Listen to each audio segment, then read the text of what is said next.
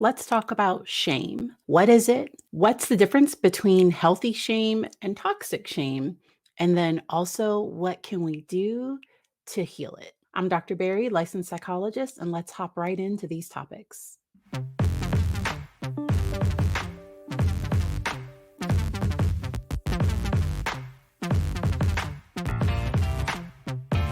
Let's start out with what is shame? So, shame is a natural emotion that all humans experience, and it can be both healthy and toxic depending on how it's experienced and expressed. Healthy shame is a feeling of regret or remorse that arises from an awareness that one's actions or behaviors have caused harm or violated social norms or values. This type of shame can motivate people to make amends, take responsibility for their actions, and strive to be better in the future. Healthy shame is a necessary emotion for personal growth and healthy relationships, as it allows individuals to acknowledge their mistakes and work towards positive change. Brene Brown says that shame is the intensely painful feeling or experience of believing that we are flawed and therefore unworthy of love and belonging. That would be an example of toxic shame. It is a deep and pervasive feeling of worthlessness and inadequacy that is often rooted in childhood experiences of neglect, abuse, or trauma. This type of shame is not productive or healthy, as it can lead to feelings of self loathing, isolation, and hopelessness. People who experience toxic shame may struggle with low self esteem, self destructive behaviors, and difficulty forming healthy relationships. While healthy shame can be a positive force for growth and self improvement, toxic shame can be quite harmful and debilitating. It is important to recognize the difference between the two and seek professional help if you're struggling with feelings of shame that are impacting your well being and your relationships. I thought it was important to talk about when shame develops because it is a very complex emotion that develops at a very young age. Infants and young children may experience shame in response to disapproval or criticism from their caregivers or important adults in their life. For example, a child who is scolded or punished for a behavior may feel shame in response to the negative feedback. The development of shame is closely tied to the development of self awareness and self consciousness. And once again, there's a difference between that healthy shame that says, "Ooh, I did something wrong and I feel bad about that," versus a toxic shame that says, "I am wrong. There's something wrong with me. Why can't I get things right?" And that's where parents that are overly critical, that can take this to an extreme, or that shame their kids online, those types of things can have very negative consequences for children and teens. That's why I think consent with social media is incredibly important. So, not posting your children when they are upset. There was a recent story of a child that ran away after being shamed by their parents, having to wear a shirt that talked about their negative behavior, what they had done. And I'm not sure if it was posted online, but from the reports that I've seen, triggered the teen to run away and was missing for a period of time. And now it's my understanding that that teen is getting help and support. And I think even social services is involved because there can be emotional neglect and emotional abuse when a parent is shaming their child to the point of it impacting their mental health. There's a difference between saying what you did was wrong and setting an appropriate consequence versus shaming a child for their behavior. As children become more aware of themselves as individuals and begin to compare themselves to others, they begin to experience feelings of shame in response to perceived shortcomings or failures. And this can happen at a very young age. Based on research, the development of shame is influenced by a variety of factors, including early attachment experiences, parenting practices, cultural norms, and the child's individual temperament.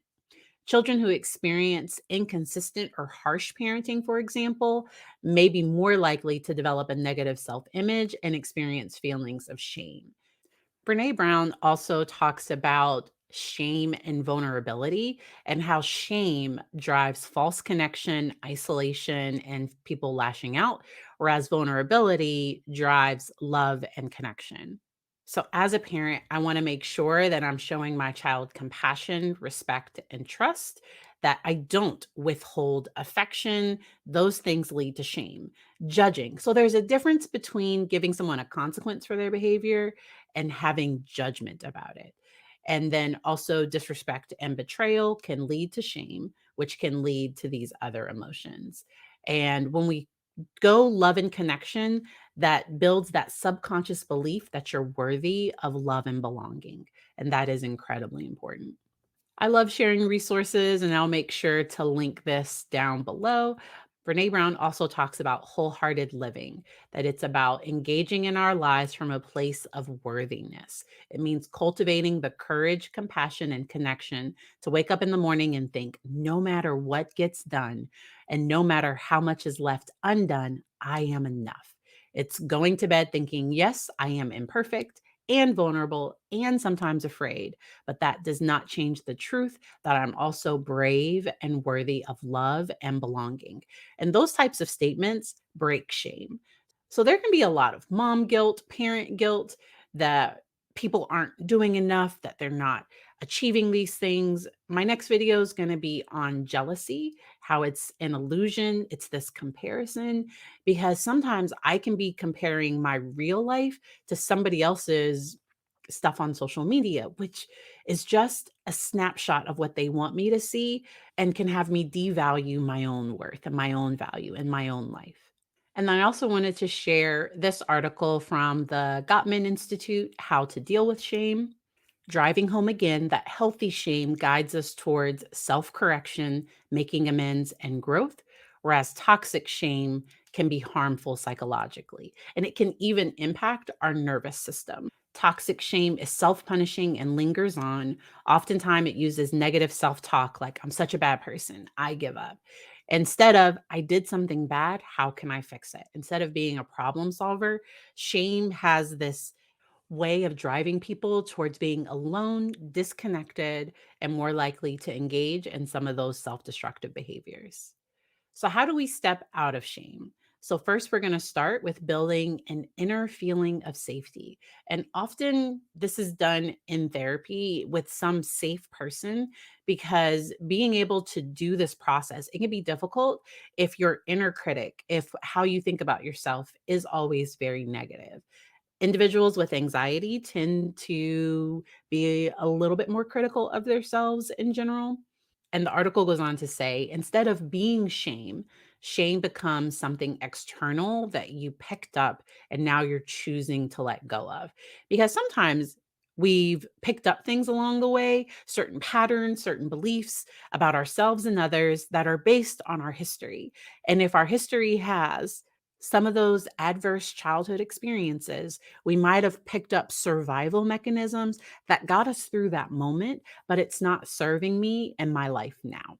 And the goal would be to develop more compassion for yourself and others in the process. Shame disappears when you tell vulnerable stories in safe environments. And I think therapy can be a nice, safe place to do that. Be careful doing that online, because online can become a very unsafe place in the comment section. And I don't think I need to say more about that. Y'all know exactly what I mean.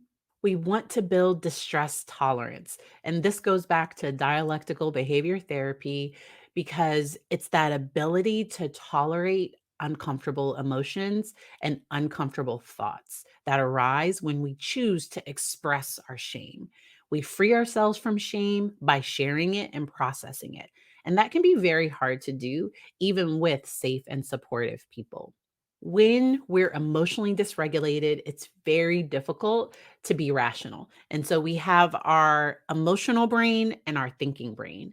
And when our emotional brain is active, that amygdala or that emotional side of our brain, our thinking brain, the prefrontal cortex, that part goes offline, because if we're trying to survive, I don't need these deep thoughts if I'm emotionally unsafe. And safety always trumps logic. And that's why building that internal feeling of safety is so important. So that was just my quick overview of healthy shame versus toxic shame. And if we are experiencing shame, what are some quick tips and things to do about it? I will place some resources down in the comments, including those articles. And then also, if you are looking for a therapist in your area, some resources that might help you do so. If you have questions on this topic or others, make sure to leave me a comment. And I hope you enjoy the rest of your day.